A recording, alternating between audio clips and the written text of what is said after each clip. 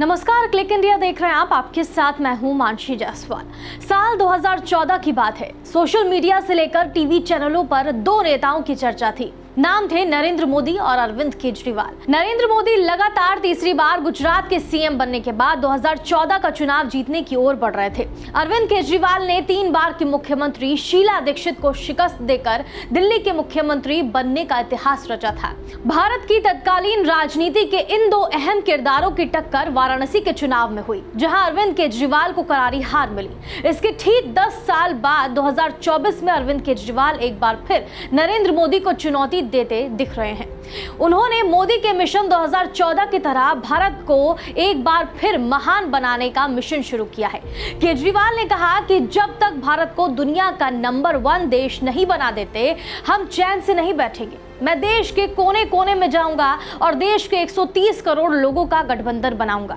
मोदी की तरह पिछली सरकारों की आलोचना करते हुए उन्होंने कहा कि अगर हम लोगों ने इन पार्टियों और इन नेताओं के भरोसे देश को छोड़ दिया तो अगले 75 साल भी देश आगे नहीं बढ़ेगा। 130 करोड़ लोगों को साथ आना पड़ेगा। यही नहीं, मनीष सिसोदिया से लेकर राघव चड्ढा और संजय सिंह जैसे शीर्ष आप नेता कह रहे हैं, पहले बोला जाता था कि मोदी बनाम कौन, अब कहा जा रहा है मोदी बनाम केजरीवाल।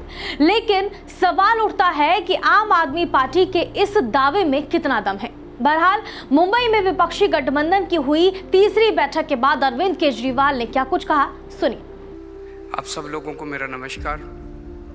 सबसे पहले मैं महाविकास आघाड़ी के ठाकरे साहब, पवार साहब और महाराष्ट्र कांग्रेस के नेताओं को बहुत बहुत बधाई और शुक्रिया अदा करना चाहता हूँ इतनी शानदार 2 दिन की मीटिंग ऑर्गेनाइज करने के लिए। ये जो इंडिया अलायंस है, ये अलायंस कुछ चंद 26, 27, 28 केवल पार्टियों का अलायंस नहीं है।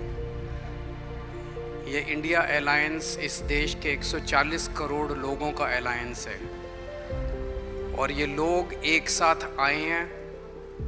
देश के लोग इकट्ठे हो रहे हैं और बहुत बड़ी संख्या में लोग इकट्ठे हो रहे हैं और देश के लोग इकट्ठे हो रहे हैं 21वीं सदी के भारत का निर्माण करने के लिए। आज हमें बहुत दुख होता है कि आज हमारे देश के अंदर जो सरकार है, मोदी सरकार, मुझे लगता है कि आज़ाद भारत की सबसे भ्रष्ट सरकार और सबसे अहंकारी सरकार है। एक भारतीय होने के नाते मुझे बेहद दुख होता है। पिछले 3-4 दिन से हम पढ़ रहे हैं कि विदेशों के अखबारों के फ्रंट पेज के ऊपर खबरें छप रही हैं कि हमारी भारत सरकार एक आदमी के लिए काम कर रही है। वो एक आदमी भारत से पैसे निकाल के बाहर विदेश में ले जा रहा है और भारत सरकार, मोदी सरकार, देश के प्रधानमंत्री उनकी मदद कर रहे हैं। बहुत दुख होता है एक भारतीय होने के नाते। विदेशों में तो खबरें छपनी चाहिए कि भारत में ये अच्छा हो गया, भारत में वो, तब देश का नाम आगे बढ़ेगा। देश का नाम ऐसे थोड़ी आगे बढ़ेगा कि पूरी भारत सरकार एक आदमी के काम करने के लिए लगी हुई है।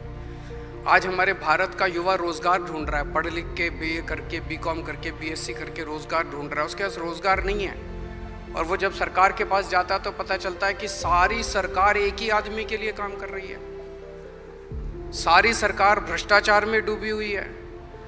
आज हमारे लोगों के घर का खर्चा नहीं चल रहा, लोगों की आमदनी नहीं है।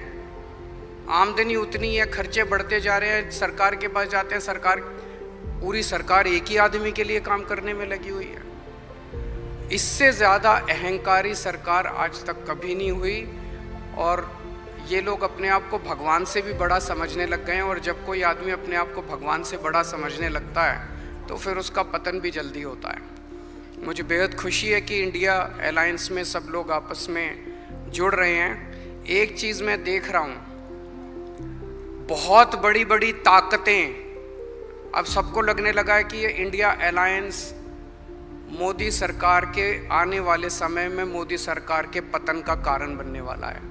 तो बहुत बड़ी बड़ी ताकतें इस इंडिया अलायंस को तोड़ने में लगेंगी, बहुत बड़ी बड़ी ताकतें। पिछले कुछ दिनों से मैं देख रहा हूँ जबरदस्ती क्या दिखाया जाएगा, इसकी उसके से लड़ाई हो गई, उसकी उससे लड़ाई हो गई, जबरदस्ती दिखाने की कोशिश की जाएगी, जबरदस्ती दिखाने की कोशिश की जाए। मैं पिछली 3 मीटिंग अटेंड कर चुका, मैं आपको पूरी जिम्मेदारी के साथ कह सकता हूँ, जितनी अच्छे से और जितने प्यार और मोहब्बत से सारी मीटिंग्स हुई हैं, किसी के साथ लड़ाई नहीं है।